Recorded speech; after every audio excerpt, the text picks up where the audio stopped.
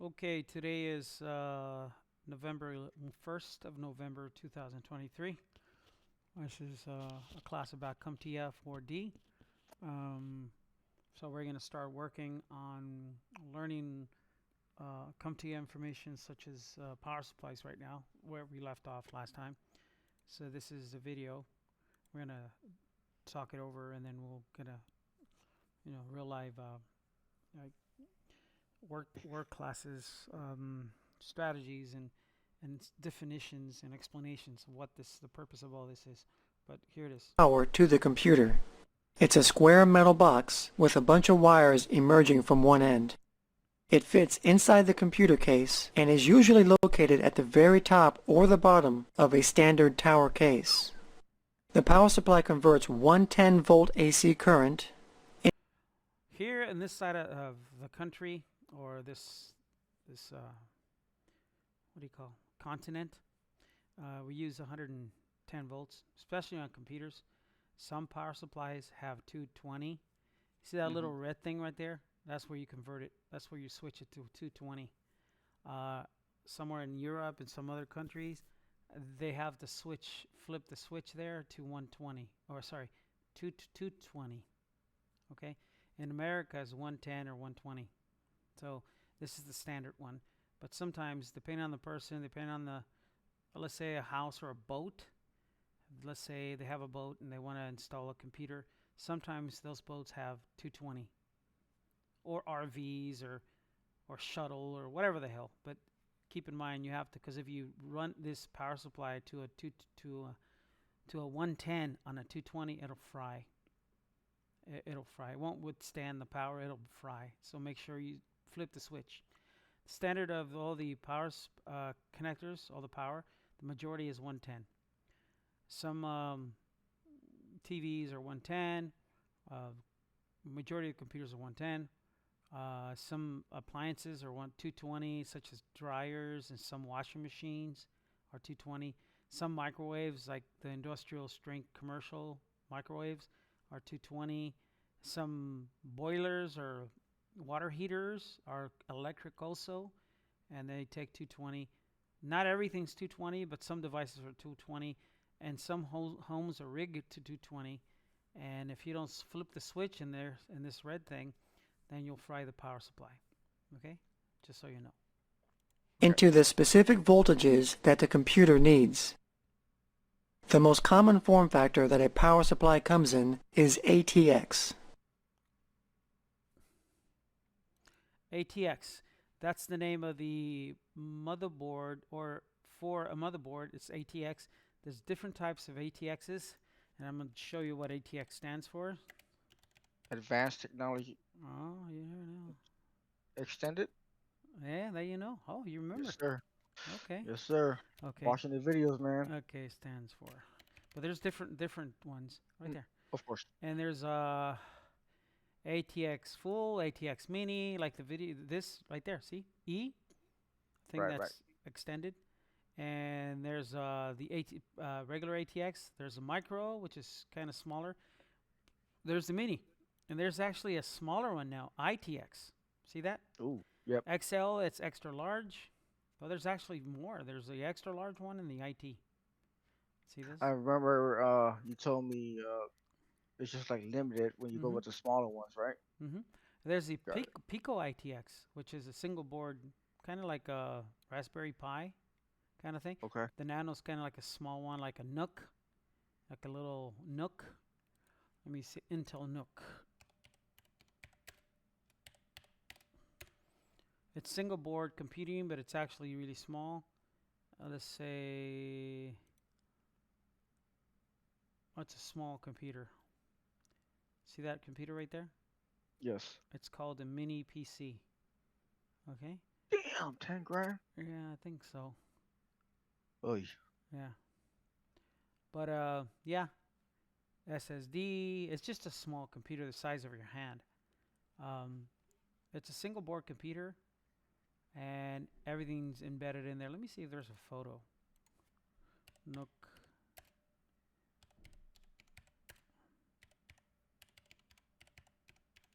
See if I see a picture.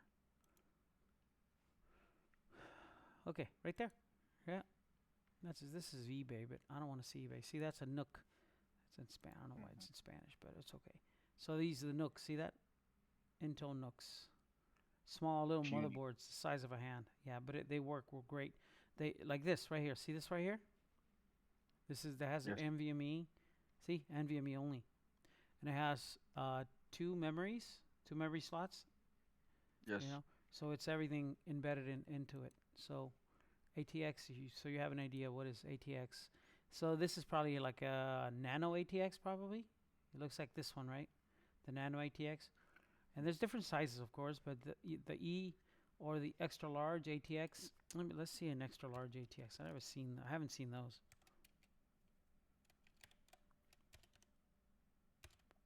Let's see if I see a video. Not a video, but an image of that. Come on. Oh, let's see a case. It's probably a big case.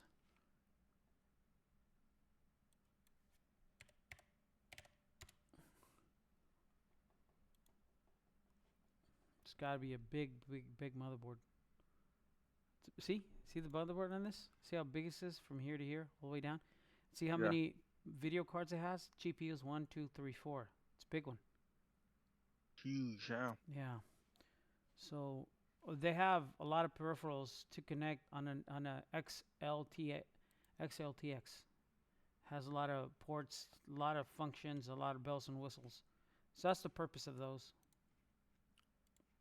The power supply is equipped with different types of connectors. One You have power 1, power 4, the Molex cable, the SATA, the 4-pin Berg, and the 6-pin Berg. The 6-pin and 8-pin is usually PCI Express. The 4-pin is usually the Molex cable or the 4-pin. The SATA is like the regular SATA connection. Molex is also a 4-pin Molex cable, but we're going to show you what it does. What connector is called the P1 connector. P1. This is the main power connector. Yeah, that's a 20 by 4 pins, meaning 20 pins are for the peripherals, 4 are for power. So mainly the 20 plus 4 or 24 pin. That connects directly into the motherboard and provides it with power. The P1 connector has either 20 or 24 pins. Back in the day, the AT, they were called not ATX, but they were called AT motherboard instead of ATX. Let me see if I could see an AT. That's old school stuff. AT motherboard. See? That's an AT motherboard. See how ugly it is? Yeah. See this crap? Ooh, that's like so compact in there Mm-hmm. versus an what we AT. see now. These are called ISA slots. ISA slots. These long ones, ISA slots. These right here are PCI, not PCI Express, just PCI. And they had another one called AGP. Instead of PCI Express, it was called AGP port. So let's go here. AGP port. Let me show you there's a AGP. Let me see if it's an AGP. I think I see it. Okay, let's go back. I think that's the AGP. Looks like a PCI Express, but it's actually a AGP. The bottom ones are just PCI. All these are PCI. Let me see if I got a better picture. Better picture. Oh, right here. I see it. The brown one. This brown one right here is called AGP.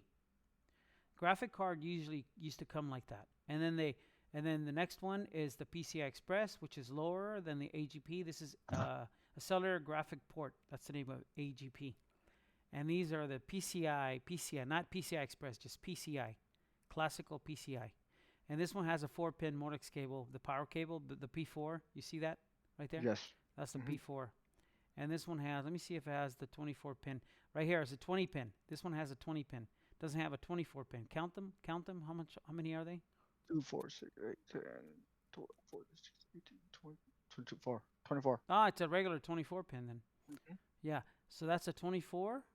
That's the 2 memory slots. This is the IDE 1 and 2, means the old hard drives. This has for old school hard drives, and this has for SATA hard drives. See those right here? Yes, I do see them. See these right here. And this is the VIA, it's a sound card. These are just old school stuff. And this is probably a sound header right here. And this is Okay. the heat sink, 1996, right there. Look at the capacitors on these, all cheap ones. Mm-hmm. That Okay. can explode Yeah, right. or leak.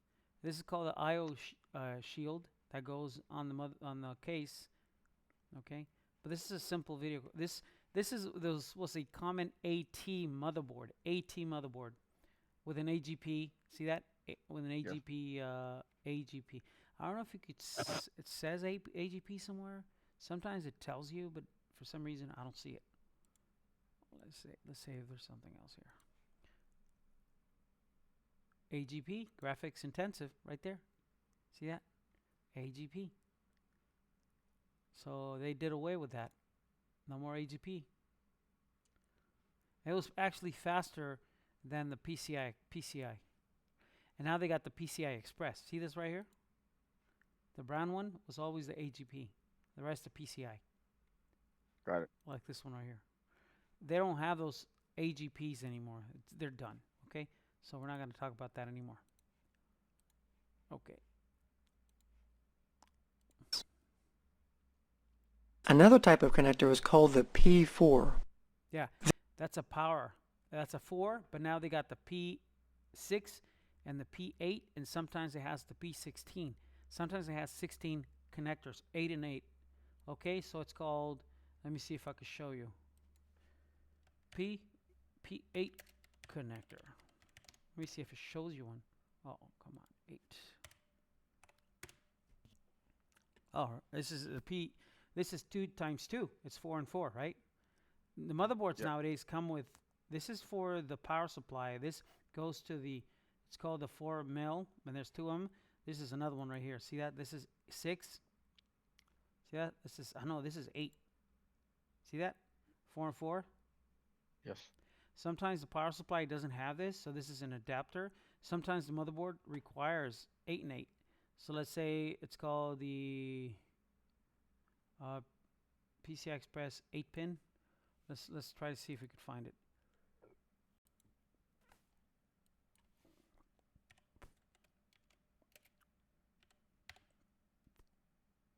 PC, no. Power PSU 8 times 8. Okay, let me see if there's a motherboard. Let's see if it shows one.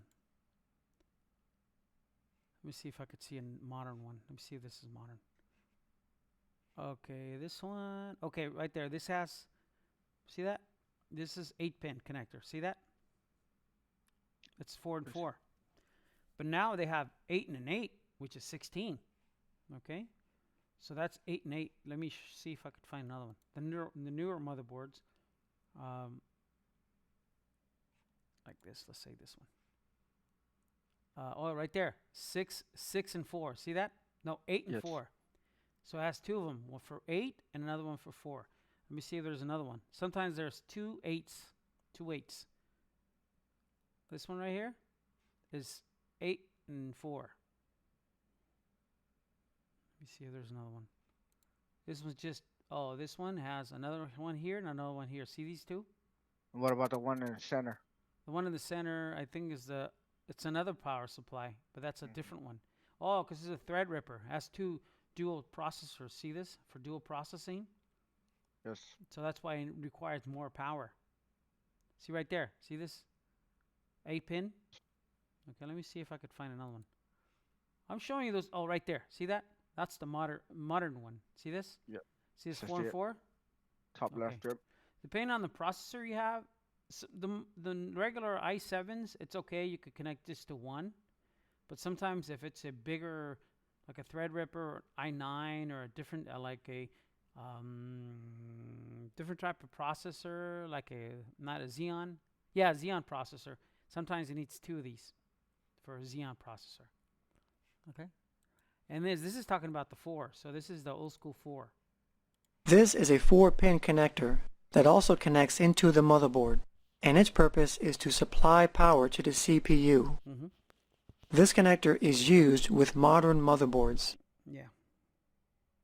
Another connector is called Molex. Mm-hmm. The Molex connector is a 4-pin connector Yeah, this is the old school Molex cable. that connects disk drives, such as hard drives and CD and DVD. Yeah, old school ID hard drives. So let's say, let me show you something here. ID or PATA HD, which is hard drive. Let me show you an image. Parallel. Yeah, let me see. Advanced Yeah, technology. instead of SATA, it's Yeah. PATA. Parallel. Okay. Alpata. Yep. Okay. Check it out right there. Molex 4-pin. See that? See the cable, the 4 pins you see here? Oh yeah. Okay. And this is the 40-pin IDE connector. It's a ribbon cable. But this is the power for IDE or ATA, which is PATA, PATA. So parallel. Okay. So that's the connector for the Molex cable. DVD-ROM drives. There is also a serial ATA Yeah, you're familiar with that one. connector. This is a 15-pin connector, and this is used It's a 15-pin power connector, okay? It's called a power connector, not a SATA connector. It's just a SATA power connector. So SATA data cable, okay? Data cable is different. This is the data cable. See this? Right, the smaller one. Yeah, this is the data. It transfers data right there, Yes. okay? 6-pin. And always has a ridge. See, like an L shape? You always got to follow that in. That Got it. would be the data, but there's also the power Little- cable. That's A little different. longer than it. Yeah, power cable. Yeah. Let me see. Okay, that's the power cable. See, it has like an L shape too. Yes. This is just for SATA, and this is just for power, nothing else. You can also buy an adapter that converts the Molex 4-pin into the 15-pin power cable. Okay, you could also buy those adapters. See, like you could also daisy chain Y with a Y adapter. You connect your cable here, and then you have 2 of them. That's if you want to like get more hard drives into the computer, and this is how you do it. Okay, you daisy chain or you Y adapter. See, Y splitter or Y adapter or whatever. And this is one right here. See, this is for a modular, yeah, right here, modular cable for the PSU, and this is EVGA. And keep in mind, every modular cable specific per manufacturer.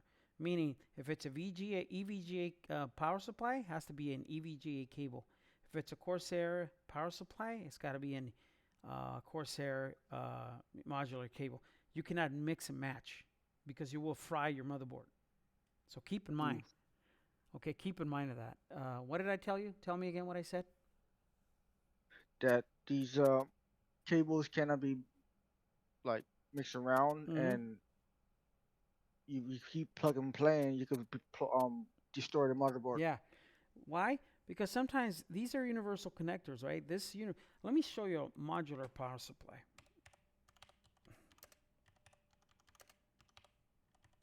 And do these power supplies maybe carry different voltage or anything like that? No. No. Okay. Okay, this is every manufacturer is different. This is EVGA, this is Corsair. There's different brands, right? There's different brands. Okay. The thing is, this is Corsair. This is the most common one, which is the best one. EVGA and Corsair is kind of like the top notch, right? So this is the Corsair over here, the 750. But let's go back. Let's go back to this. Let's go back to the Corsair. Okay. This is for the motherboard. This is for the power of the motherboard, where the Molex cable is. You know that 4-pin? But this is more for 1, 2, 3, 4, 5. So it's 10. 8, 4 and 4, or 3 and 4, right? There's more. There's more below, right here. There's another one right here. Okay. I didn't take those into account. Right here. There's another one right here. PCI, CPU, which is the Molex cable. This P4. This is only 4 pins, and this is 8. See this? See PCU? Yes. So PCI Express and PCU. PCI Express is good for like video cards and devices that require a lot of power. And the same PCI Express connector could go onto the CPU connector. Okay? See, that's why it says PCI Express slash CPU. PCI Express slash CPU. All these two. PATA and SATA is the same. For the Molex cable, you can put a Molex cable or a SATA cable here. Okay? Same here. See more PCI Express and CPU. More here. See this? So these 1, 2, 3, 4, 5, 6 is SATA and PATA. And all these right here are for CPU and PCI Express. These two, these three, and these four. These two are also for like specific 24 pin and specific. This would be for both. 1, 2, 3, 4, 5, 6, 7, 8, 9. Okay, so these two are here. 9, 10, 11, 12, 13, 14. Yeah, okay. These two go to the power supply. Okay, but if, like I said, and this is a Type C connection right here with a reset button. Okay, so the deal with this, if you connect a Corsair cable to a EVGA cable, you will fry your system, your motherboard. Okay, so you need, sometimes they sell custom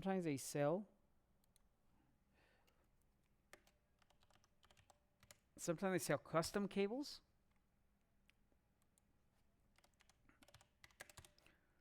And sometimes the cables tell you what's compatible to what brand, right? Like these are compatible cables, right? These are compatible cables. And this is RGB for 24 pin cable, and this will tell you what is compatible to. It doesn't say, I don't know why in Spanish, but it doesn't matter. I do not trust this cable. You understand? I will never use this cable to connect it to an existing Corsair cable. Might as well just buy Corsair connections, because if you use these cables, you will fry, or you might fry your system for sure. Okay? This right here, let's say if your power supply is damaged, the button on the case is damaged, you could buy this adapter, and you can make your power button external. See this? This is an external cable for the power button on your case. Okay? So keep in mind, do not mix and match. This is rather important. Never mix and match. Okay? Never. Because it's not going to work. Some people buy the cables, like this cable right here is different. It's aftermarket cable. You know, because they want to make their stupid case looking better, whatever. And they start replacing cables and stuff. A lot of things could go wrong if you use these cables. Okay? Just go with the factory, right? Yeah, go with the factory. Honestly, go to the factory. Unless you buy a good brand that's going to cost you some money. Like, see, like these cables right here. See these cables with the light? Yes. Okay. So, some people just change the cables because they want to make it look funky, whatever. You know, I do not trust them. Okay? I do not trust them. Look at the cost of it. Yeah, it's a big It's risk for nothing. You understand? So, there you are. Used to connect disk drives that have a serial ATA power plug. Another connector is called the 4-pin Berg connector, or... Okay, this connector is more for like floppy drives, old school floppy drives, you know, the 3.5 inch floppy drives, and your existing floppy drives. So let's say 4-pin Berg. You could also connect those mass storage devices. Let's say 4-pin Berg mass storage.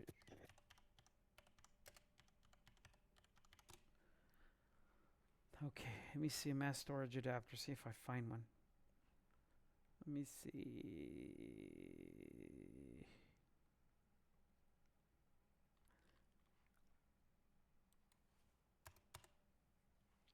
Like these.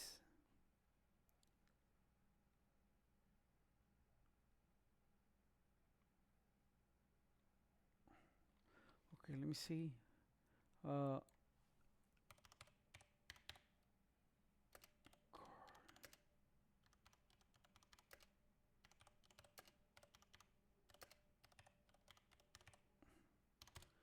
Like this memory card readers, right? They use a Berg adapter. Now they come with USB, but before that they were Berg adapter. I don't know if it's. I think this is SAID. This is.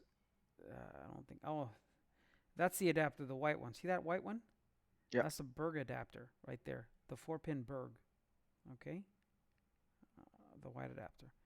These used to be really popular when you wanted to put a mass storage device on your computer, just to kind of have more like more memory, like run the memory within the computer case instead of having it for PC case.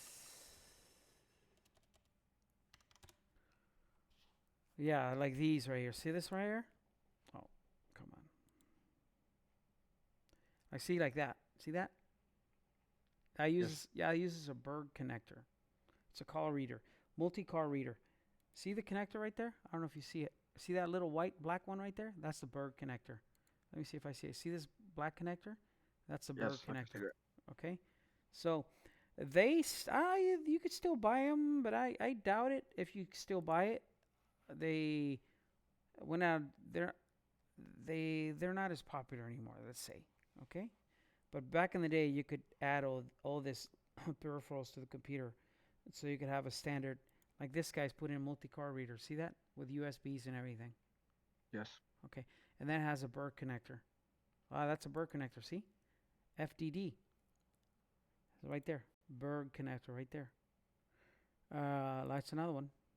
That's an adapter. Here's another one, Molex and Berg connector. But usually you connect this to a floppy drive. Let's say a floppy. Okay, floppy drive, right? That's a floppy drive. Back in the day, right? Let me see if there's a connection here. Let me see if there's a connector.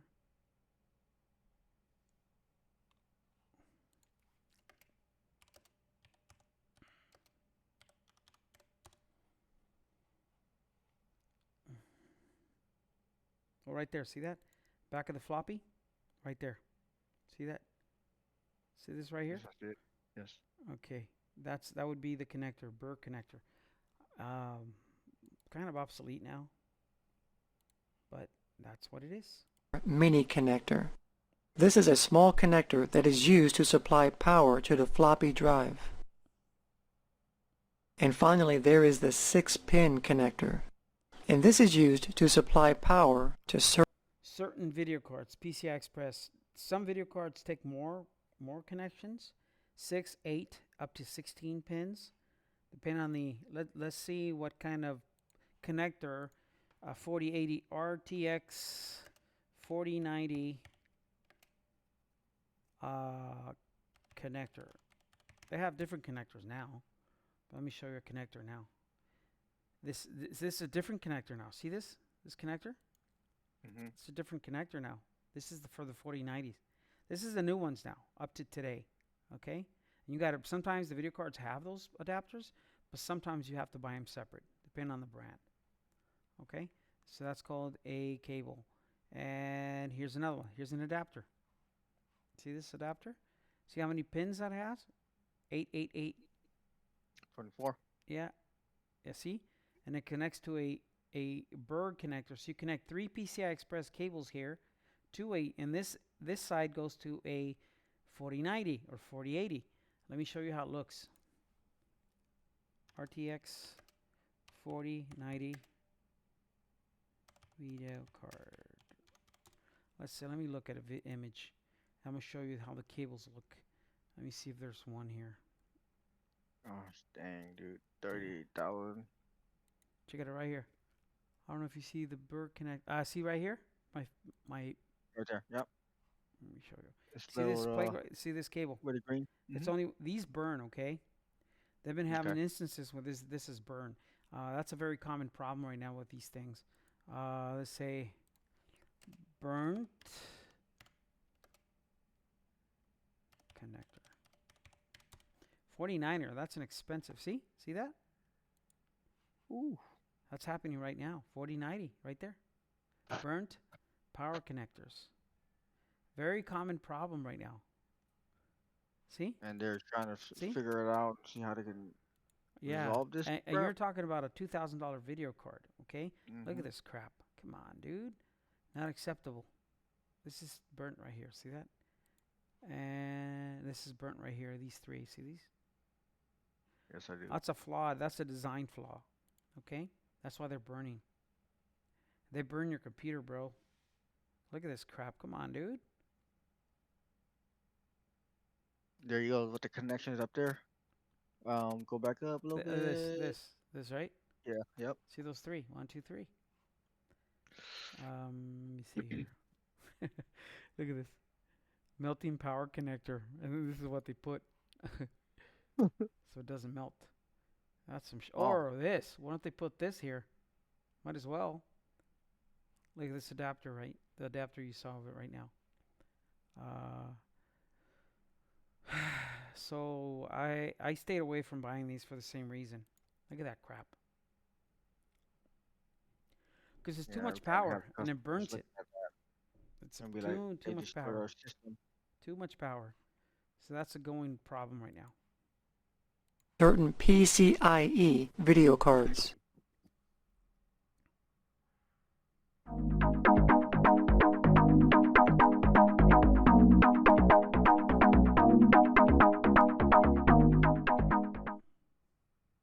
The motherboard is the main component of a computer. It's basically a large circuit board where all the computer components connect to, such as the processor socket. Mm-hmm. The processor socket is where the CPU, or central processing unit, is placed.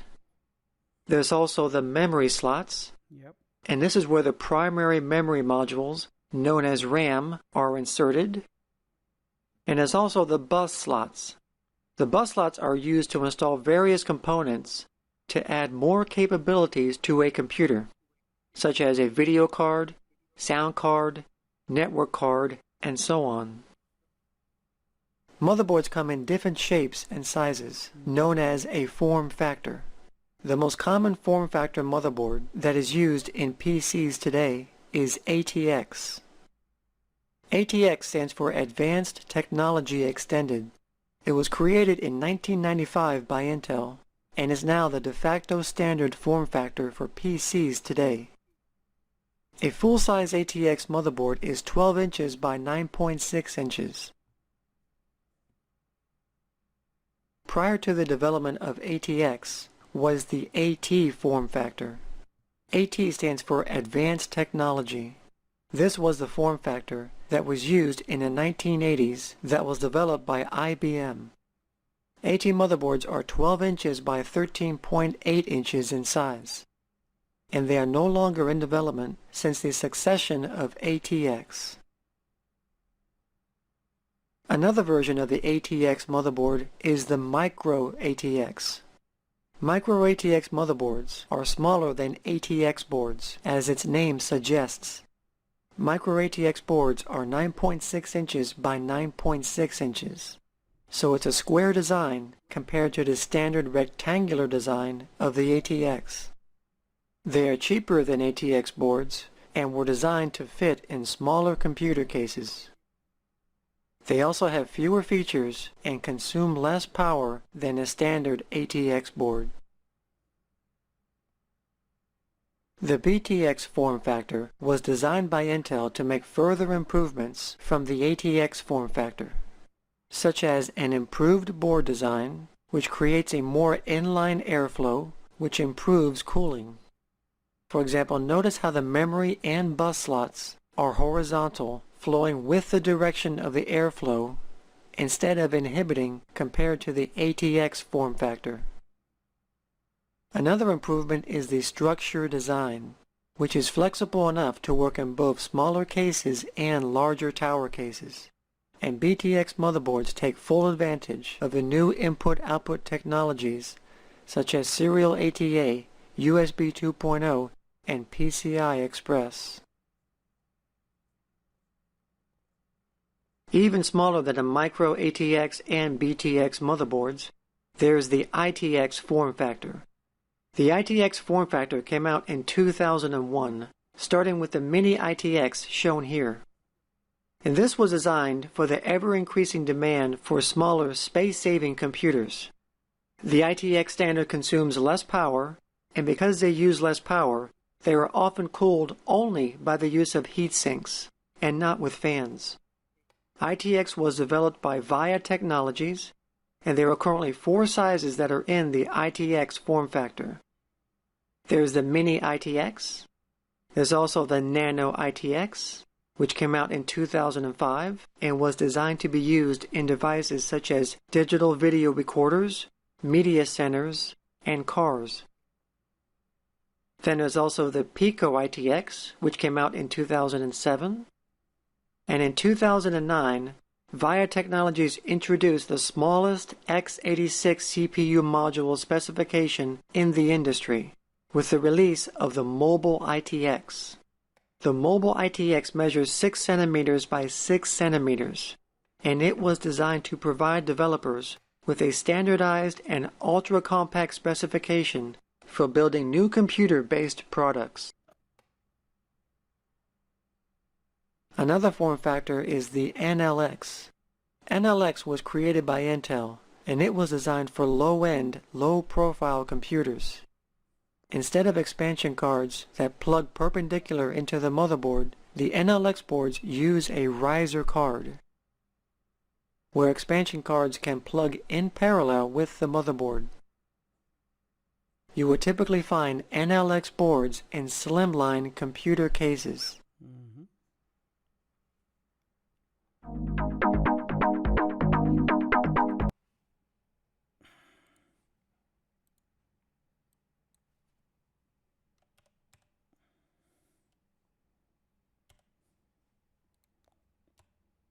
me see.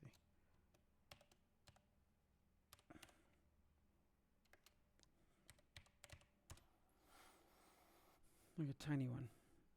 And you could stack them together. Let's see. There's hardly any, actually. It's called the ARM. See that? Small one. Look at this. This one right here. It's a single board computer. It's more like a Raspberry Pi.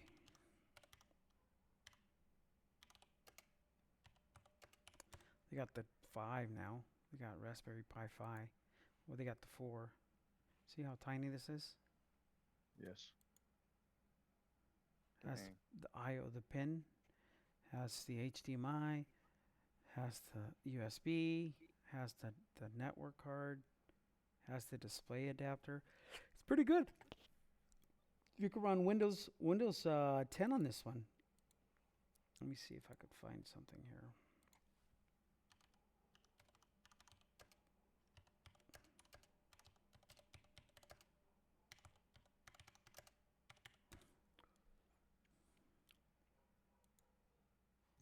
Hello, in this video I show you how to install Windows 11 on Raspberry Pi. This is my Raspberry Pi and I'm going to install Windows 11. Then you download a file. On the downloaded file.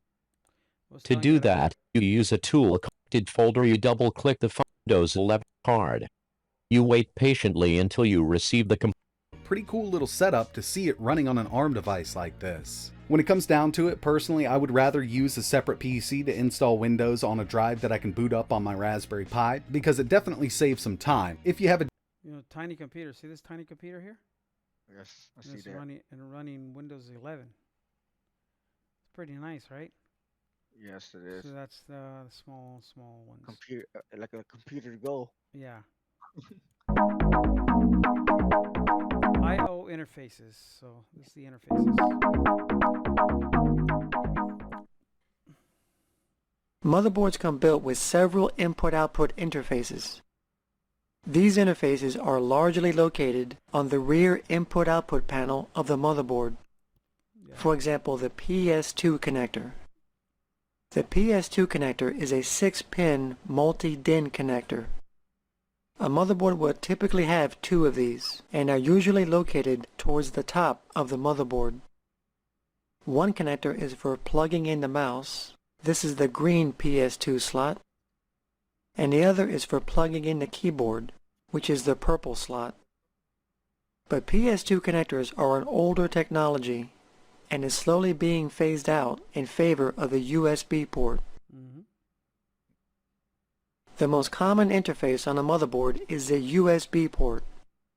USB stands for Universal Serial Bus, and motherboards will typically have several USB ports because there are so many different peripherals that utilize the USB interface, such as keyboards, mice, cameras, external drives, and printers.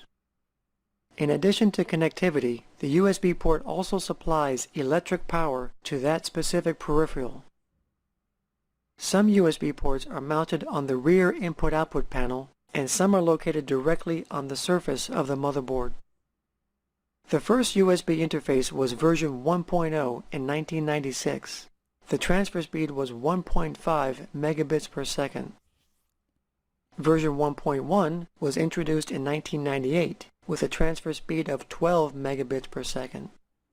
Version 2.0 came out in 2001 with a transfer speed of 480 megabits per second. And the latest version is USB 3.0. This has data transfer speeds of up to 5 gigabits per second. Another interface that can be found in older motherboards is the serial port. The term serial refers to sending data one bit at a time. The serial port is an older technology interface which is rarely seen on new motherboards today. I think we talked about this. Back then, this was Yeah, mainly I think so too. I was gonna mention that. Yeah, I think we talked about this. Hmm. So let's go here. SATA port called eSATA P, which is power over eSATA. This port combines data transfer and power in an all-in-one port, similar to USB and FireWire.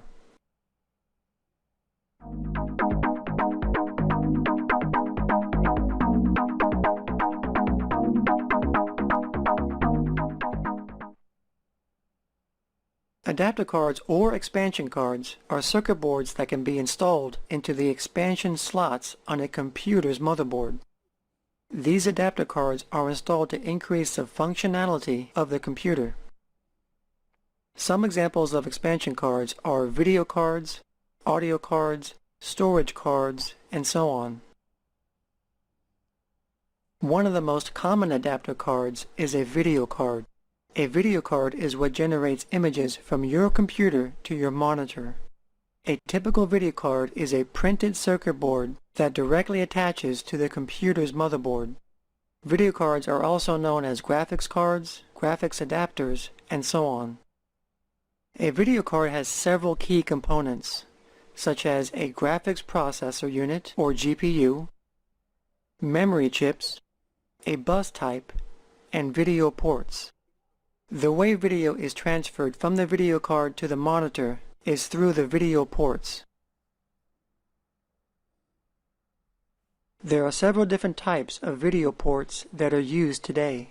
One port is called S-video or separate video, or Yeah, S-video is obsolete now. They don't use this. TVs used to have the S-video connection. They don't have that anymore. also known as super video. Yeah. S-video is an analog transmitter. It transmits two signals over one cable.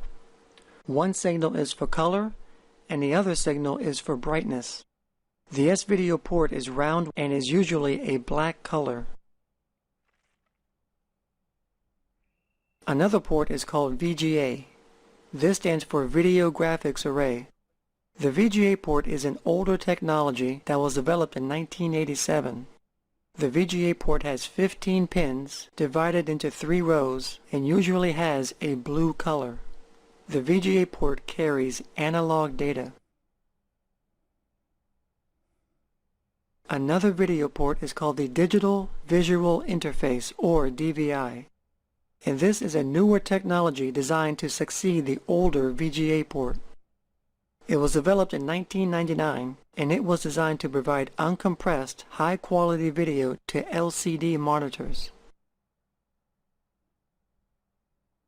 Now, there are 3 different versions of the DVI cable standards. There's DVI-A, where the A stands for analog, and this is used to send only analog signals. And there's also DVI-D, where the D stands for digital. I believe we talked about this already, the ports for DVI. And there's sound cards. The red, the green is a connector, and the red is the microphone, and this is the auxiliary, the yellow. More sophisticated sound cards have extra ports. Yeah. RAID. Okay, we need to talk about this. Firewire. Add extra FireWire ports to your computer. You can insert this card into your computer's motherboard input-output cards. These include FireWire and USB cards. A FireWire card is an input-output card with a FireWire port. So if a computer doesn't have any FireWire ports, or if you wanted to add extra FireWire ports to your computer, you can insert this card into your computer's motherboard and add FireWire capability. Another input-output card is a USB card. Like FireWire, this is used to add extra USB ports to a computer. I'll be back. Now, since the USB port is so popular, and a lot of peripherals are made to use the USB port, usually a computer will have enough USB ports to suit a typical user's needs. But if you're the kind of user that needs more, you can insert a USB card to add more USB ports. There are also adapter cards for storage. For example, a RAID card. You can install a RAID card on a computer and implement a hardware RAID array for data redundancy. It's important to note that in a hardware RAID setup using a RAID card, the operating system is not aware of a RAID implementation. The RAID configuration is done strictly through the RAID card. We'll talk about RAID in an upcoming lesson. And there is also eSATA cards or external SATA cards. This card is used for adding external SATA ports to a computer, so you can add external SATA hard drives, which is mainly used for backing up and storing data. Some people have video capture cards installed on their computer, and these cards allow a user to capture analog video. For example, let's say from a video camera, and then convert it to a digital form, and then store it on their computer's internal storage, such as a hard drive. And TV tuner cards allow signals from a television to be picked up by a computer, so you can not only watch TV from your computer, but you can also record TV programs and then store them digitally in your computer. In fact, a lot of TV tuner cards also act as a video capture card. Another type of adapter card is a network interface card, or NIC. And this is used to connect a computer to a network by using an Ethernet cable. It's basically a circuit board with a network adapter that is installed on your computer. And its job is to convert serial data into parallel data. The NIC board or card, it's a network interface card. It's actually like an Ethernet connection. It's also called network connection or NIC connection.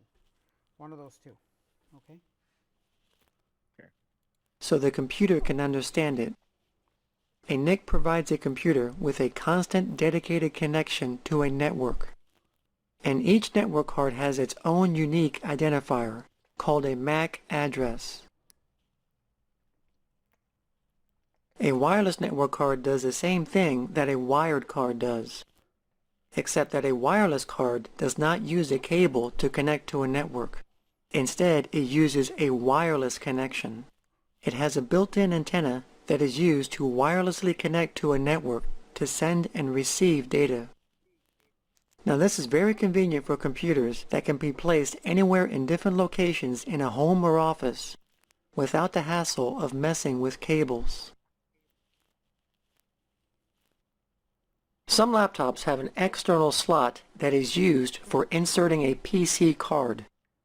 A PC card is an expansion card for laptop computers. It was originally called a PCM-CIA card, which stands for Personal Computer Memory Card International Association, which is the form factor of a peripheral interface designed for laptop computers. That's an old card, PCM-CIA, old card. I don't think they make them anymore. The PC card just slides into the external slot, giving the laptop computer added capability, such as a Wi-Fi card, a network card, or a modem card.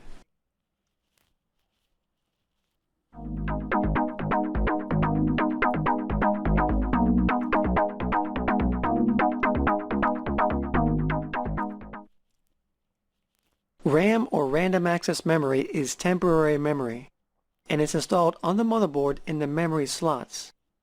A motherboard can have a various number of memory slots. The average motherboard will have between 2 and 4 of them. Memory slots come in different types, depending upon what type of RAM it accepts. For example, most motherboards have DIMM memory modules because it's the most common type to date. DIMM stands for Dual Inline Memory Module. A DIMM memory module has either 168, 184, or 240 pins. A DIMM is a dual inline module because it has 2 independent rows of these pins, one on each side. And DIMMs have a 64-bit data path. Another type of memory module is a SIMM. SIMM stands for Single Inline Memory Module. A SIMM is an older technology and has since been replaced by the much faster DIMM. Yeah. A Pairs. So let me show you. SIM versus DIMM.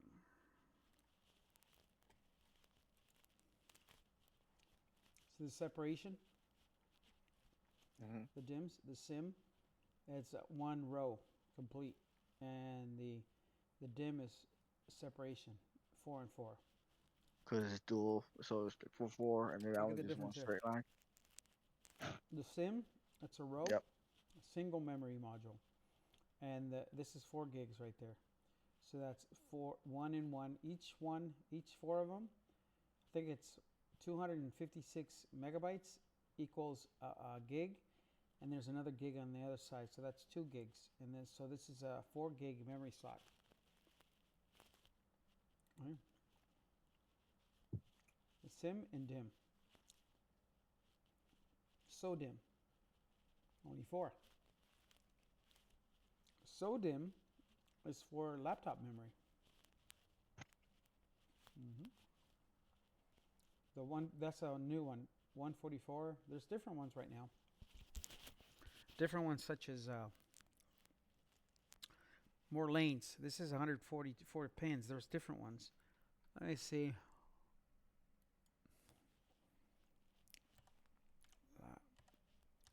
Top memory. Different type of memories, right? There's the DDR memory. Yes. DDR5, that's the latest one. There's DDR4 that's been in existence. This is PC4 or DDR4, same thing. It's PC4. PC4, DDR4. See that? It's either a DDR4 or PC4, same thing. There's the new one. DDR5. Ooh. Looks better. Faster memory. So there's a big difference in speed. 87% more. Yeah. So that's what's new right now. But the standard SIM right now- also has pins on both sides like a DIMM. But the standard right now is DDR4 across the board. There's newer computers, they have DDR5. Newer computers. But in a SIM, the pins are redundant compared to a DIMM, which are independent. Yeah. A SIM will either have 32 or 72 pins and a 32-bit data path. Another type of memory module is called RAM, which stands for Rambus Inline Memory Module, which was developed by the company Rambus Inc. RIMs have 184 pins and look similar to a DIMM. with the exception that the bottom notches are located in the center of the module. In 1999, RIMs were a breakthrough in the speed of memory, but has quickly fallen behind due to the advancement of technology in DIMMs. Now the term 32 or 64-bit data path refers to the number of bits of data that are transferred in one cycle. The more bits that are transferred in one cycle, then the faster the computer will be. A single bit or 1 bit of data is the smallest form of data that the computer reads, because in the computing world, a computer only understands ones and zeros, which is represented by a single bit of data. Now there's also the term byte, and 8 bits is equal to 1 byte. So if a memory DIMM is rated to have a 64-bit data path, then that means that it has an 8-byte wide data path or bus. Okay, most of the computers nowadays are 64-bit. Okay, 64-bit doesn't mean that it's memory or bytes. It means that it's the architecture of the computer. It's a 64-bit architecture. More security and it's faster. Because 64 divided by 8 equals 8.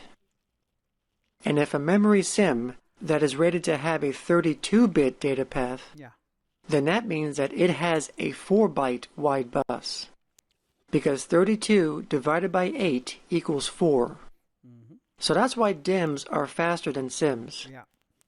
Now this information will be useful in an upcoming lesson on how we determine the exact bandwidth of memory modules.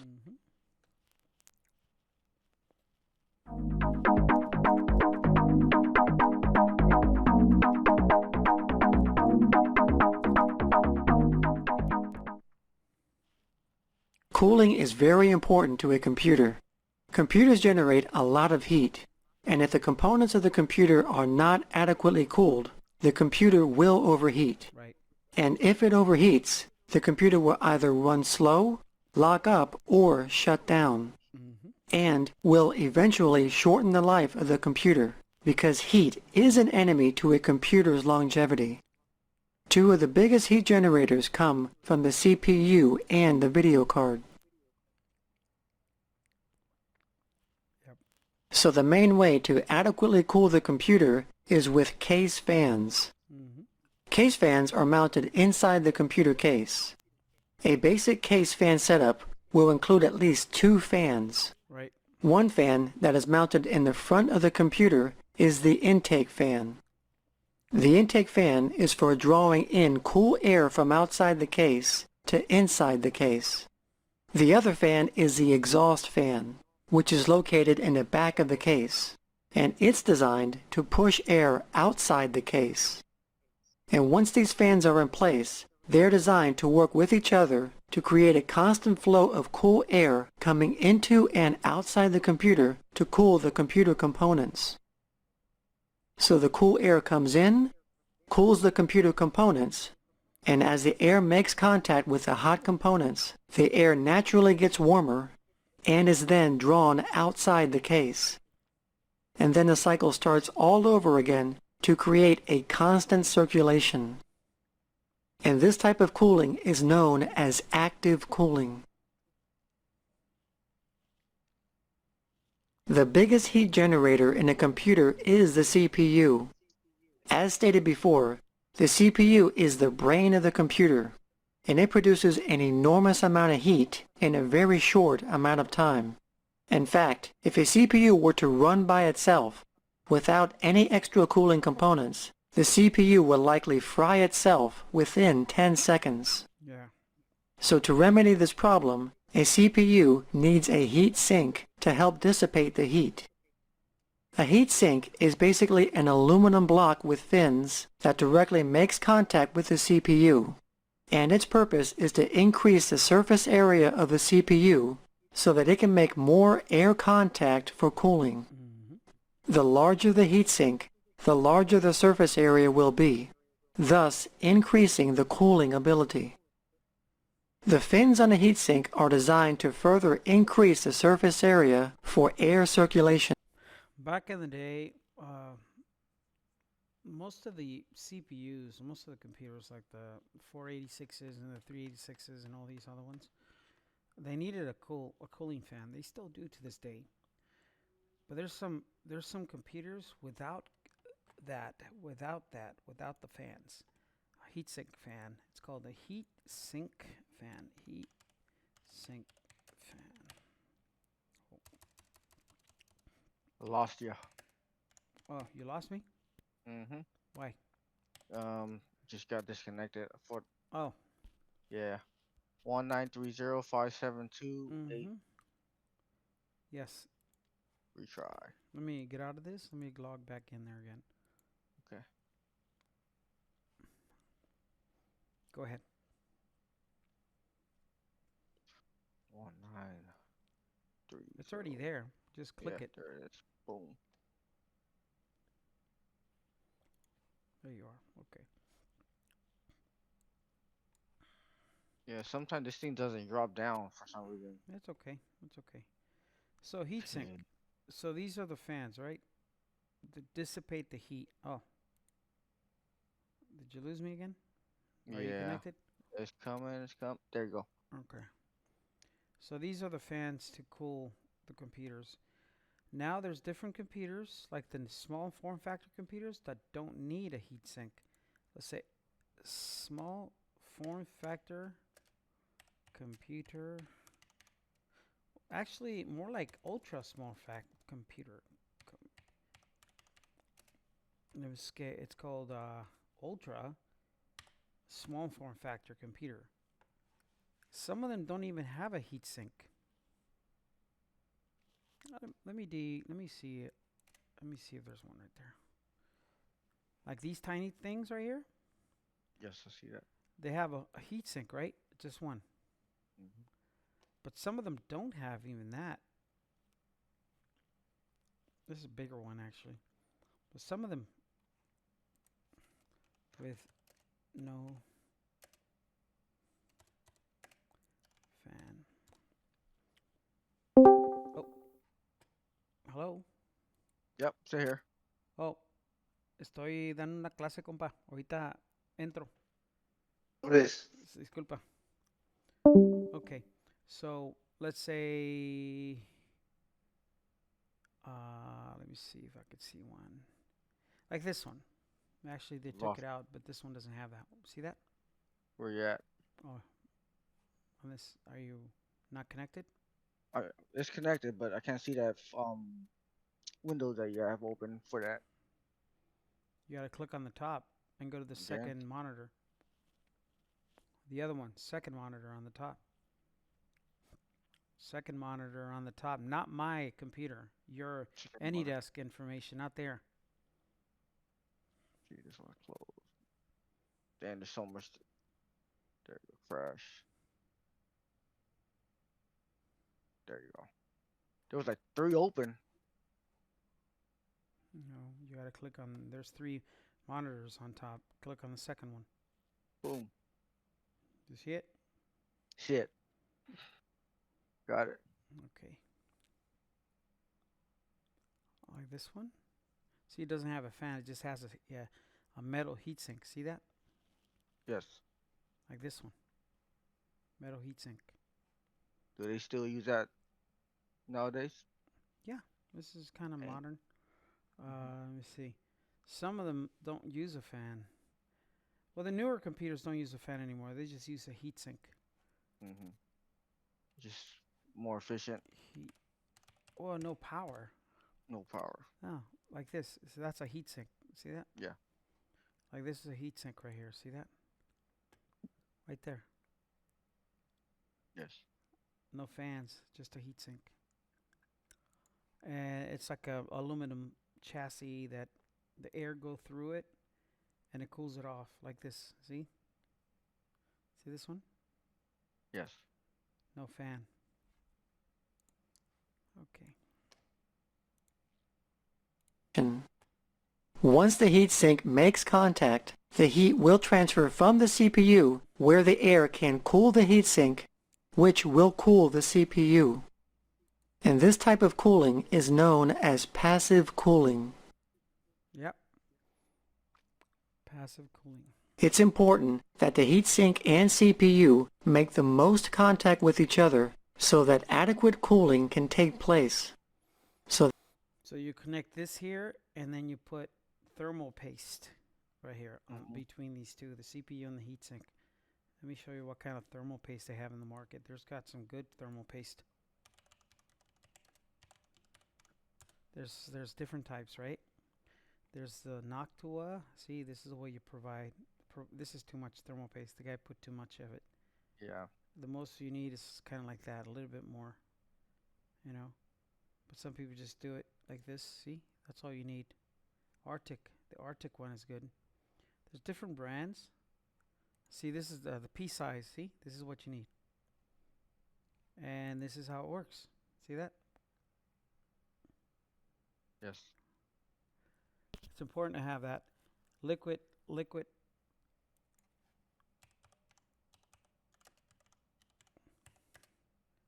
paste. There's liquid metal paste, okay? Like this. This goes for, see that? Liquid? It's kind of liquid, but it's metal. Yes. Look at this. Pretty nice, right? Yeah, definitely. Kind of This- remind me of that Terminator. Yeah. Yeah. And this is actually liquid metal. This is actually it's expensive, but it's highly effective, and it goes like that. See that? Yes. Liquid metal paste. And liquid metal price. Let me see how much it is. Let's see. Let's go to Amazon. It's $49 for a little vial. See that? Mm-hmm. Look at 50 grams. This is just for one application. $9. No, this is not even liquid metal. This is just some cheap stuff. Let me see. Paste. Okay. This is not liquid metal. This is something else. But liquid metal, actual liquid metal, is more expensive. Like liquid metal thermal paste. Like, yeah, look, $9, $7 for just a vial for like one application. See? Up to $76. Look at this crap. Look at 5 grams, 11 grams, 37 grams. See that? See? $72 for this. 1 gram. This is one application. $10. This is like for 2 applications. This is more for like, I don't know, 3 or 4 applications. But yeah, it's expensive. Yeah, absolutely. Yeah. But it's quite effective. Yeah, it is. Those 10 results: using thermal paste immediately for lower temperatures, reducing the equipment noise, and providing user comfort. Top performers. Liquid pour. Come on.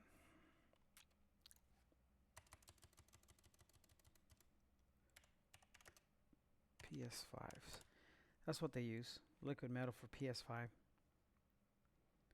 don't know if there's any. Like right here. Let me see how much it is. $11 for one application. See that? That's expensive, bro. Yeah. So what I usually do is when I put in, I do Arctic Blue. That's the one I use the most on computers. Arctic Blue.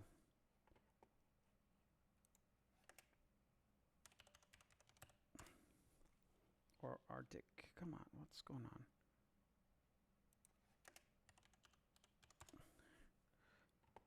See? It's about the same price, $4 for an application. Corsair sells thermal paste. Aluminum.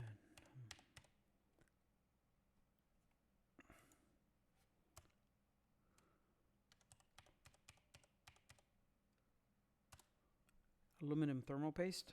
This is aluminum. See? Thermal grease, thermal paste. This is kind of like this one. Like the popular one. It's cheap. A good brand is, come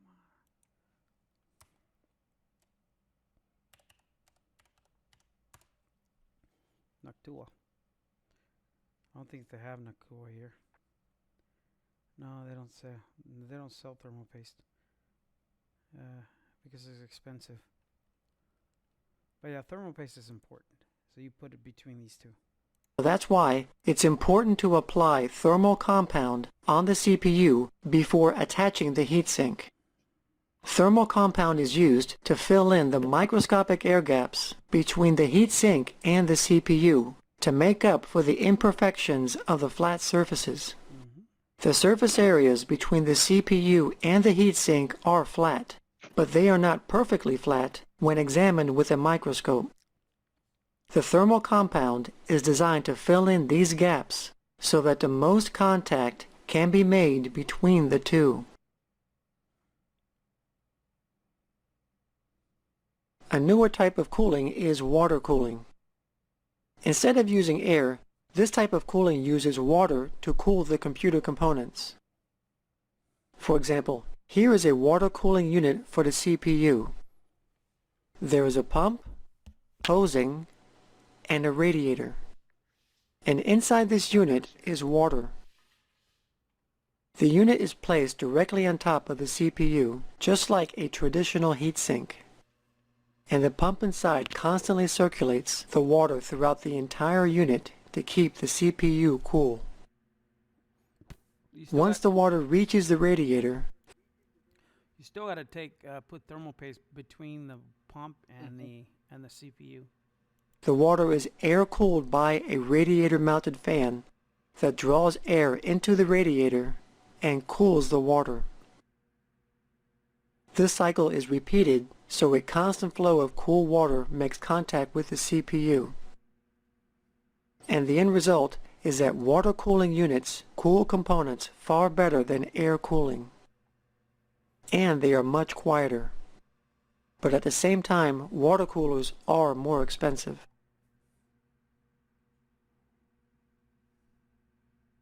They also look sketchy. What do you think?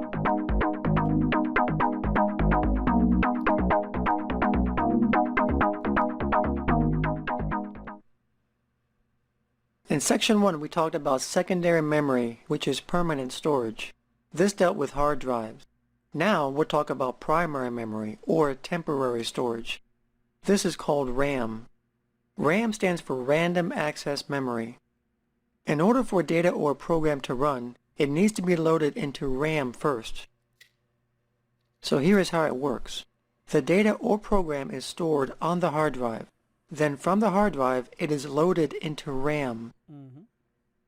And once it's loaded into RAM, the CPU can now access the data or run the program. Now, a lot of times, if the memory is too low, it might not be able to hold all the data that the CPU needs. And when this happens, then some of the data has to be kept on the hard drive to compensate for low memory. So instead of data going from RAM to the CPU, it has to do extra work by going back to the hard drive. And when this happens, it slows down the computer. So to solve this problem, all you need to do is increase the amount of RAM on the computer. Right. And by increasing the memory, all the data can be loaded into RAM without the need of constantly accessing the hard drive. And the result is a faster performing computer. RAM requires constant electrical power to store data. And if the power is turned off, then the data is erased. RAM is stored on the motherboard in modules that are called DIMMs. And these DIMMs come in different memory sizes. Today, they range anywhere from 128 megs up to 64 gigabytes of memory per DIMM. RAM also comes in different types, such as dynamic RAM or DRAM. DRAM is memory that contains capacitors, and because it has capacitors, it has to be refreshed often. SRAM stands for static RAM. This memory uses transistors and does not have to be refreshed, unlike DRAM. And because of this, it is much faster than DRAM, and it is also very expensive.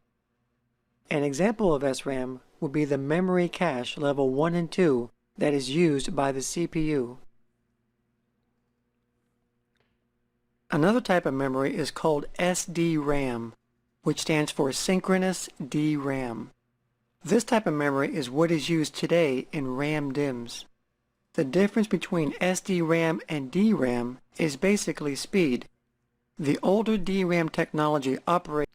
Yeah, I remember the DRAMs back in the 90s, and now across the board everything is SDRAM, which is the newest technology right now. And sometimes the servers use like DRAMs or unbuffered or buffered. In this case, they use SDRAM unbuffered or buffered. Both buffered and unbuffered factors are memory related to its register.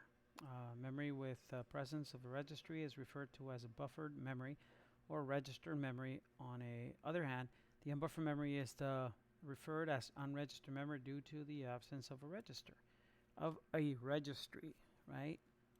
So, right there. Usually, servers, what type of memory use a server computer? Okay, what type of memory, right? It uses SRAM, or which is more expensive. But they use, let me see what type of memory type. Best memory for a server. Okay.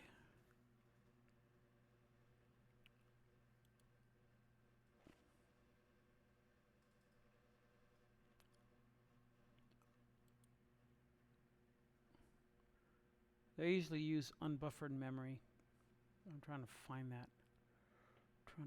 See right there? See that? Yes. Buffered memory. Okay. Why choose server memory?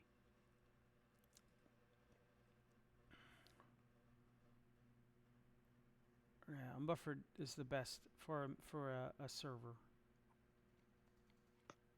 Which I don't want to kind of confuse me more what it is. It's just introduction to type of memory it uses. Operates asynchronously with the system clock, which basically means that it runs slower than the system clock because its signals are not coordinated with it. But SDRAM runs in sync with the system clock, which is why it is faster than DRAM. All the signals are tied to the system clock for a better controlled timing. System clock. I tell you what the system clock is. This right here, this is your clock, right? This is the clock for the operating system right here, 925, right? So this is tied in with the BIOS, the basic input output service. BIOS, that is the clock. But the clock, if my memory of my system wasn't synchronized to the time on the internet, it's synchronized. See this? The last synchronization, the 29th. I could sync it now if I want. Still synced because it wasn't unsynced. See what I'm saying? So Yes. it's going based on the memory as that synced memory. You could sync it with the automatic standard time, or you could set it automatically if you like. See that? It sets it automatically, and you could change it based on daylight savings time. See that? 827. It's syncing. This works with the basic input output service system clock. BIOS system clock.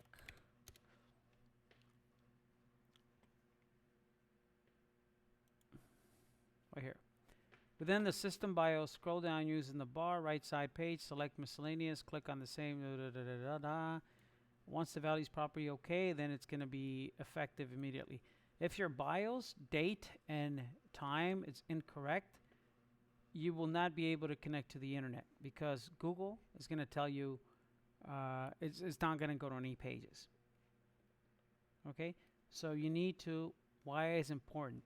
Why is it important? Okay, the machine has internet. See that? If the machine has internet access, you should set the BIOS date properly. If the CMOS battery is dead and the computer, the CMOS battery, internal clock poorly made, the drift may proper time, and then all that being said, the networked environment having a computer with incorrect may cause issues. See that? Yes. So if you don't have a correct date on the BIOS, you're going to have computer problems. Okay? You could change the BIOS time going to the BIOS, right? F12 or F2, you could change it. How do you reset that, the BIOS, all that stuff? I'll show you that when you're with me. Show you how to reset the BIOS and how to change the time and do all that stuff within the BIOS. And it's very, very, very important because if you don't, you're not going to be able to connect to the computer. Okay?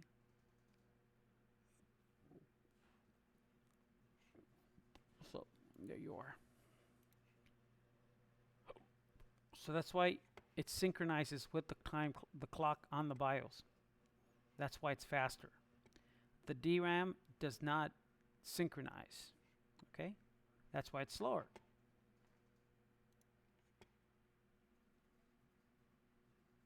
SDRAM is rated at different speeds.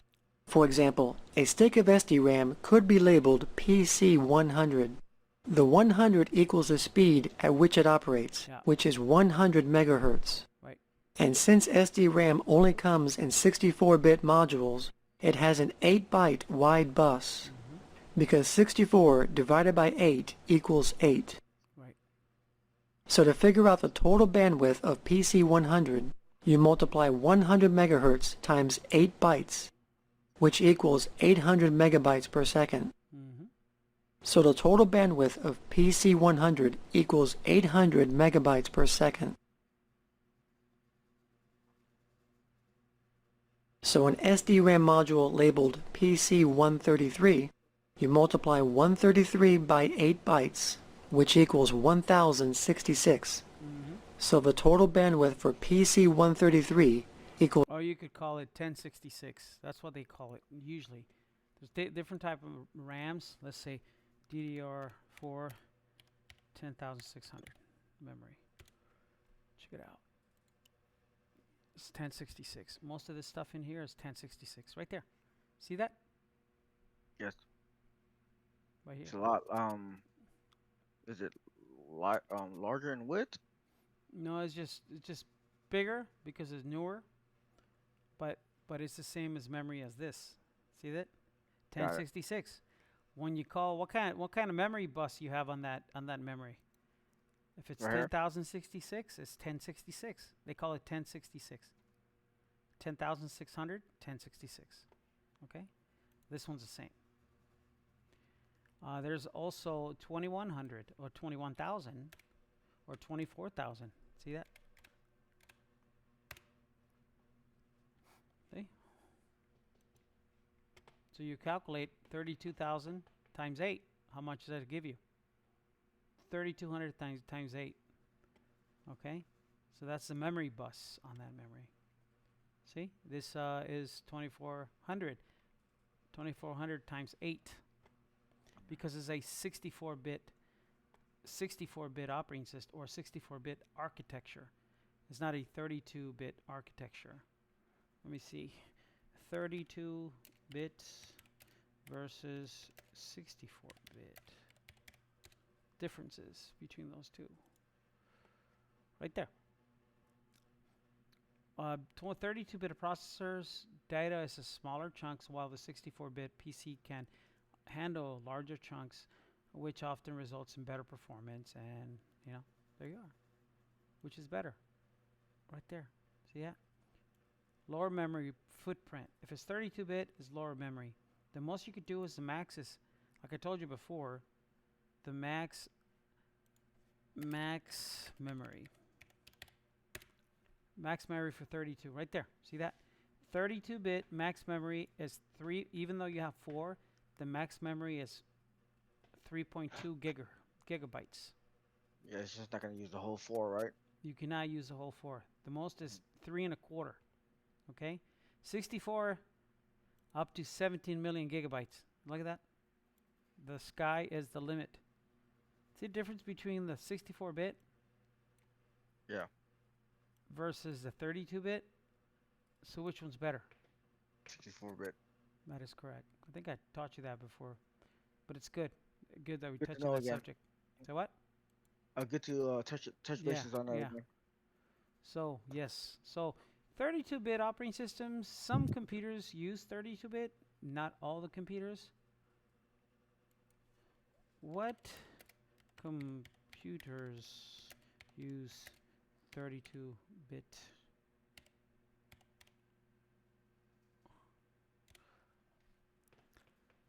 Some microprocessors require 32-bit.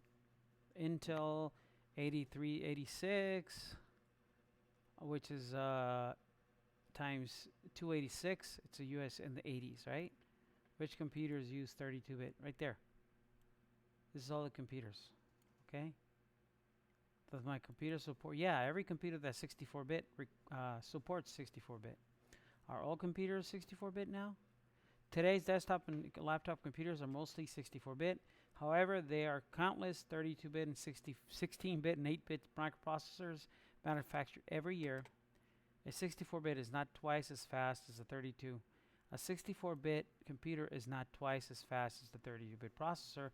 The 64-bit world size is the most aspect internal processing. So it processes more lanes of power, of memory, of functions, of executables, of a lot more. Thousands and thousands. You know, versus the other one is just very limited. Eventually, they're going to be 28-bit computers. They are no in the market yet, as of today. Mm-hmm.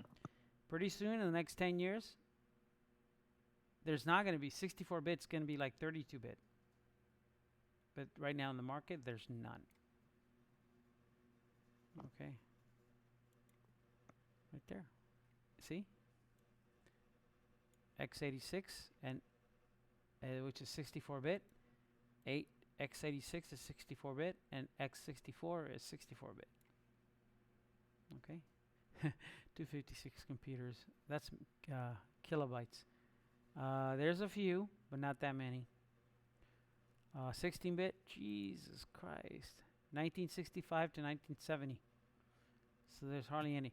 Is there Intel Core i7? It's either 32 or 64. It's usually 64. See that? Yep. Okay. Just so you know, that stuff is important. Was 1066 megabytes per second. As technology increased and processor and bus speeds have gotten faster, a new RAM technology was developed to keep up with the faster speeds of computers. This newer technology was called DDR, which stands for double data rate. And that's basically what DDR does. It sends double the amount of data in each clock signal when compared to non-DDR RAM. DDR has two lanes, top lane and bottom lane. See this DDR? And the non-DDR is just one lane. It's not dual channel. DDR, or single data rate RAM, uses only the rising edge of the signal to transfer data. But DDR uses both the rising and falling edges of the clock signal to send data, which makes DDR twice as fast. I don't know if this is going to be silly or DDR not, is but also What is it? I don't know if this is going to be silly or not, but just imagine it goes top and bottom and sides. Mm-hmm. Would that be possible? So they far, come up with it's not there yet. It's Yeah. going to be. But so Okay. far right now, it's just top and bottom. And then eventually it's going to be left and right. But not yet. Got it. Yeah. labeled differently than non-DDR RAM. Instead of including a clock speed in its name, like PC 133, where 133 equals the clock speed, DDR uses the total bandwidth instead. Mm-hmm. For example, a DDR DIMM labeled PC 2700 Yeah. The 2700 is not the clock speed, but it's the actual total bandwidth. Yeah. The gigahertz. The clock speed for the PC megahertz. 2700 is 333 megahertz. So 333 megahertz times 8 bytes is rounded off to 2700 megabytes Yeah. per second, Right. which is where we get the name PC 2700. Yeah. Mm-hmm. Another example is PC 3200. PC 3200 has a clock speed of This is all memory. This is DDR memory. There's DDR5. See what I'm saying? And this is Yes. based on 3200. Right now they're at 64,000. Okay? This is a higher clock speed. Let's say highest megahertz on DDR5. Let me see. What's the highest? 84,000. It says 8400 megahertz, but it's actually 84,000. So let's say here, let me see here. See, 60,000, 64,000. So let's do some best gaming DDR RAM. Okay.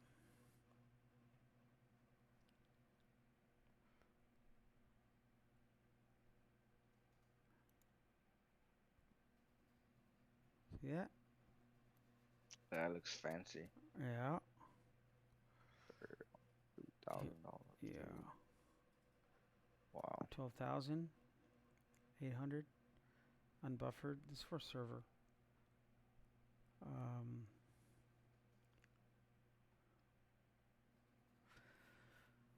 The way the manufacturer makes it is they don't make any sense the way they label these things, you know. It don't make any sense. 400 megahertz. So 400 times 8 equals 3200, which is where we get the name PC 3200. Keep in mind, it's always in 8 bytes because it's 64-bit architecture. I was gonna ask that right now. How are they getting that 8 bytes? Yeah, it's 64. If you divide 64 by, what is it, 8? 8 times 8? 64, right? How many memories do you see here? How many memory chips do you see here? 8. Okay, so 8. Where did they get the 64 from again?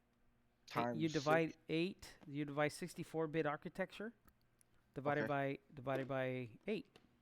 So 64 divided by 8. Yeah, 64. So it's 8, 8, 8, 8, 8, 8, 8, 8. Right. Okay? That's bytes, 8 bytes per, let's say. And you times it by the number, 3200. It gives you that. Or actually 400 megahertz.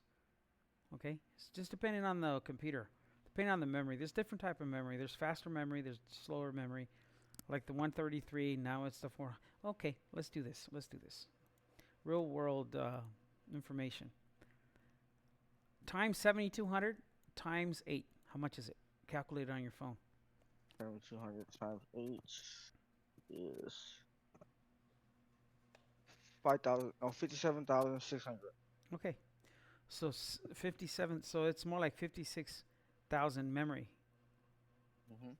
57. Or more like, it's either less or more. So it's if it's 57 above, it's 56.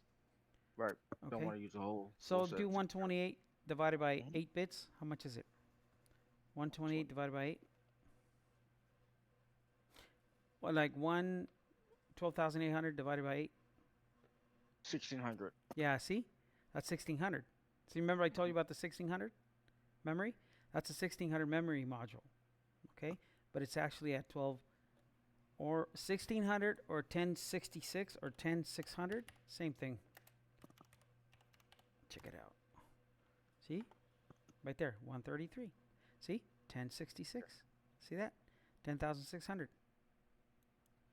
This memory here is just the same as the memory you saw over here. The one below. I don't know where you saw it. Right here. This one. See this right here? The PC3. It's the same. This memory is the same as the other one we saw. This one. Yeah. So it's actually DDR3 1333. Okay? But in the other one it's what is it? DDR4? DDR3. It's also a DDR3. Okay. So this is actually a faster memory module, but it's still at 333. But it's still faster. But it's PC3. It's faster than the other one. because the max on this one is 12,600. Let me see the other one. What's the highest one? Yeah, this is the other one's faster because this is 10,600. See that? The other Yes. one's 20. What is it? 12,600. So it's double. Double. Let me see. Is it double or is it? Yeah, 12. 12,800. 12,800. This is 10,000. No, it's a little bit higher. Just a little bit. Not that much. So this is 1066. This is called the 1066 memory. And this is the 133 memory. Okay, there's different. See, unbuffered. This is for server memory. Okay, this is 133, and this is 1066 right here. Like I said, it doesn't matter. What matters basically is when you get a memory, make sure the DDR3 is compatible to your motherboard. Okay, Right. or if it's DDR4 or if it's DDR5. 5. Then the rest of the stuff, it's irrelevant. Let's say a memory. Let's say a motherboard. Let's say Ace's motherboard right now. Let's see what kind of memory it uses. Say Ace's motherboard, right? Let's go to one motherboard. Let's say accept. Let's go to Republica Gaming. Let's go to this Republica Gaming. Let's go to this one. Let's go to this one here. Learn more. This is like the latest, right? So let's say what kind of memory it uses. Click on memory. So this is DDR5. 8,000. So this is the memory architecture. Okay. So let's say memory. Let's say tech specs. Tech specs, come on. Right here. Memory, right here. See this? So DDR5, right? Look at all the frequencies. A lot, right? Yes. A big range. Even unbuffered memory, but there's an exclamation mark right there. See that? So let's say, what does that mean?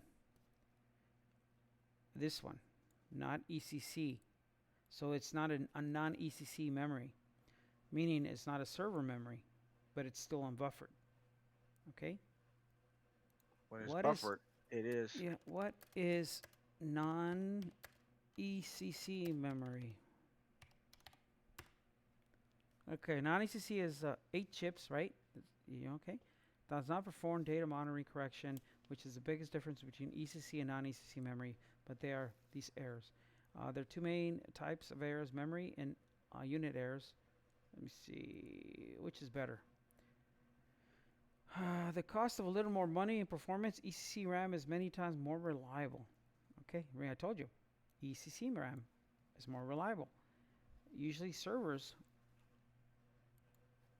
type of memory server uses ECC or non-ECC. Let me see what it gives me. Okay, see? Require. See that? Most servers and workstation motherboards require ECC RAM. Okay? You see that? Yes, I do. Okay. So ECC memory. Okay? Let me see the memory on this. Unbuffered, non-ECC memory. See, I told you. Okay? So it's unbuffered memory, but it has to be non-ECC. Usually ECC, non-ECC, it's ECC non-buffer. See? There you are.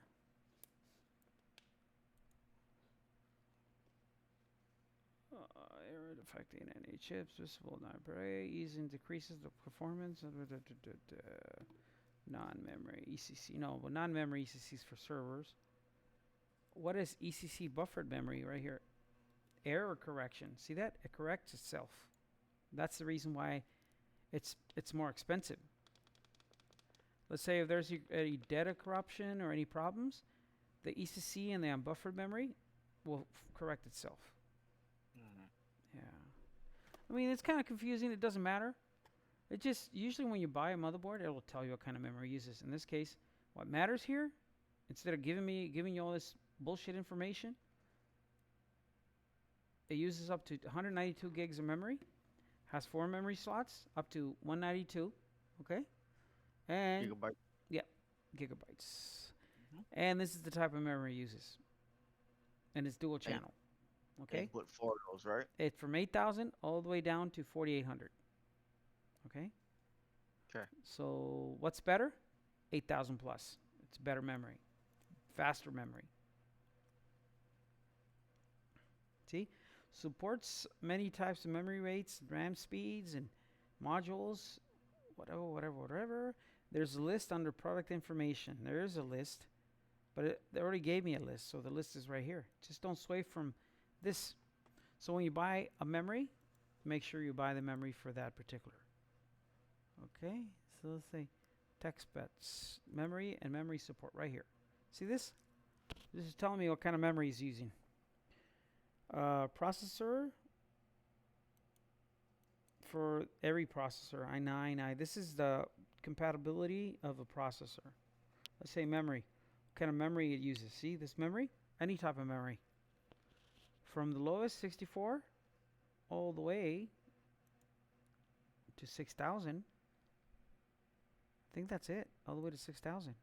Oh, there's more. 5,600. See that? There's more. Is there more? Jesus Christ. That's a long list. Mm-hmm. So the lowest is 4,800. That's it. 4,800. And the max, 4,400. And the max, see, they're lying. It's not 8,000. See that? It's not 8,000. It's 6,400. Okay? So from 44 or 42 to 64. Okay? There's different brands, of course. Yeah, other drives, if you want to add other stuff. What kind of hard drives, devices you could install there. M.2, that's compatible to this motherboard, right? This is the kind of SSDs and peripherals you could connect to this device. What's more important is the memory and the CPU. The rest of the stuff doesn't matter. So, okay. I know that the memory is a pain in the ass, and it doesn't really matter, because when you buy a motherboard, it'll tell you what you need. You don't have to figure it out. It'll tell you. You understand? Yes. It's right there. So you don't have to do homework for this kind of crap, because it's already listed. Imagine if you concentrate on learning how to do this shit on every computer, every motherboard in the existence of man, any manufacturer motherboard, and it's going to be never ending. It's impossible. A new technology that has succeeded DDR is DDR2. DDR2 is faster than DDR because it allows for higher bus speeds, and it also uses less power. And so on and so forth. DDR2, DDR3, DDR4, DDR5. Same thing. It's going to tell you the same thing. It's just newer technology. Than DDR. And so all the way to, let me see. Oh, I think they're not going to give you more up to that. Of faster processors and memory controllers. Dual channel RAM. RDRAM only had a 2-byte wide bus, compared to SDRAM, which had an 8 RAM bus memory is non-existent now. byte wide bus. So if you multiply the speed of RDRAM, which was 800 megahertz, times the bus width, which was 2 bytes, you would get a total bandwidth of 1,600 megabytes per second. Yeah. RIM technology was designed to work with a continuous signal, which means that all the other memory slots on the motherboard must be used for RIMs to work properly.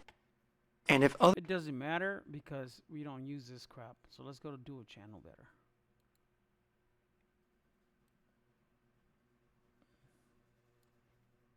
slots on the motherboard must be used for RIMs to work properly. Come on. And if other the memory. Okay. Dual channel mode.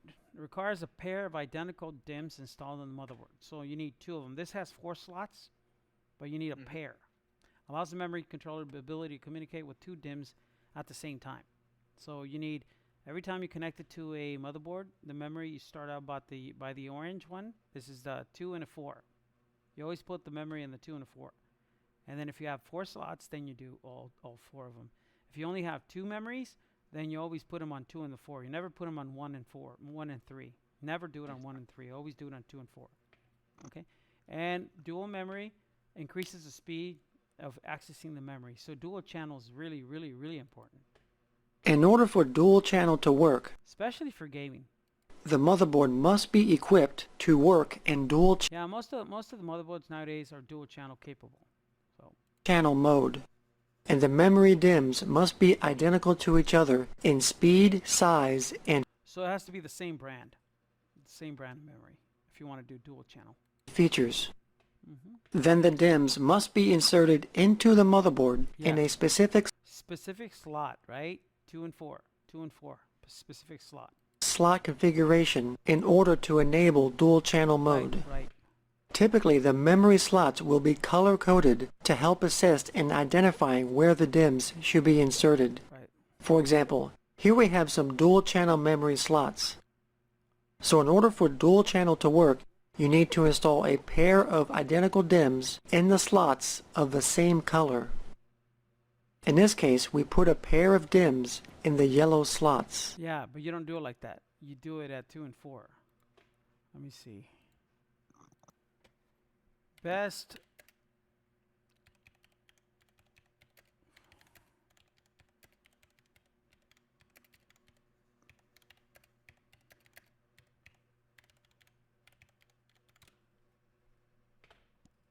See, right there. For optimal performance when enabling dual channel, right? Whatever this guy's telling me right now, he's bullshitting. Okay? So read it. Mode, dual channel mode with 2 memory modules. We recommend that you install them in DDR1 and 2 sockets. That means 2 sockets. According to the diagram on page 5 of the manual, you want to do it right there. You want to use the 2nd and 4th slot. See that? Yep. It's telling you right there, dog. Should I put the RAM in 1 and 3 or 2 and 4? Right here. Channel 2 goes on the slot 3. No. So you can put the memory on 1. No. Traces, slow, no. Introduce, minor electrical interference. See? So put the slots in the 2 and 4 and the traces and the memory modules to terminate. Okay. No. What slots do you use? It's always 2 and 4. Always 2 and 4, bro. Always 2 and 4. In fact, the motherboard manufacturer tells you. Let me see. Aces, Rogue, manual. Let me see if I could get a manual.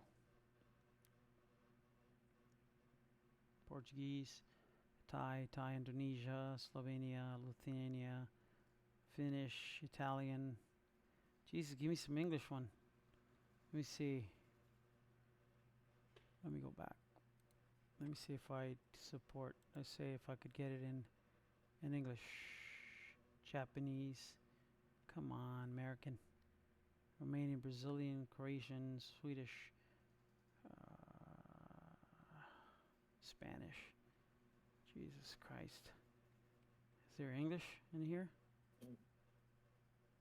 Russian, Danish, Greek, Spanish, Ukrainian.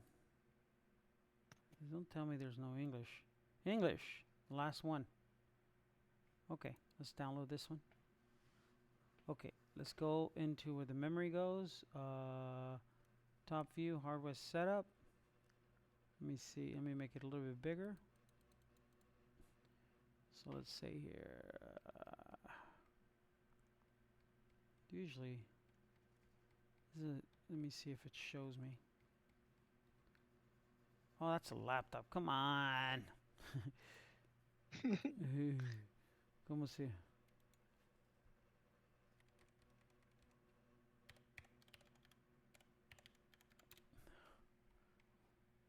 Okay, that's a motherboard right here. Okay, finally. Okay.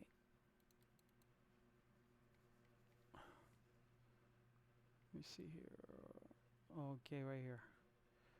Memory. Oh, this is the type of memory it uses. DDR4, which has got 4 slots. And let me see where it connects to. This is all the stuff that's in there. Okay, right here. They've got 4 slots. 1, 2, 3, 4. Okay. So let's say where does it connect to? Right here. CPU. Memory system. Do not install DDR2, DDR3. No. And just DDR4 slot, right? And where does it install? If you only have one, you do it to the last, right? If you only have one. If you have a pair, where do you connect it to? 2 and 4. There you are. And if you have 4, all of them, right? Off. Mm-hmm. So if you have a pair, where does the pair go to? 2 and 4. That is correct. So I just wanted to show you this, even though it's kind of redundant, it's for you to know, but it's telling you where to install it right there. It's telling you right there, recommended memory configurations. If you only had one, don't put it in the beginning, put it at the end. Okay? But if you have 2, put it at 2 and 4. If you have 4, obviously in every single one of them. So there you are, my brother. Yes, sir. Okay. So I guess we'll leave it at this. Mm-hmm. So That's the next fine. class, what's today? Wednesday? Yeah. The next class is Friday. Okay. Friday. And then Saturday, I'll Yeah. talk to you on Saturday. Yeah. Friday, I'll talk to you on Saturday. I'll be there early on Monday. Okay. Not Monday, like early 8 or what time you usually get there? I In was the morning. surprised you 8 o'clock. 8 o'clock. You were there.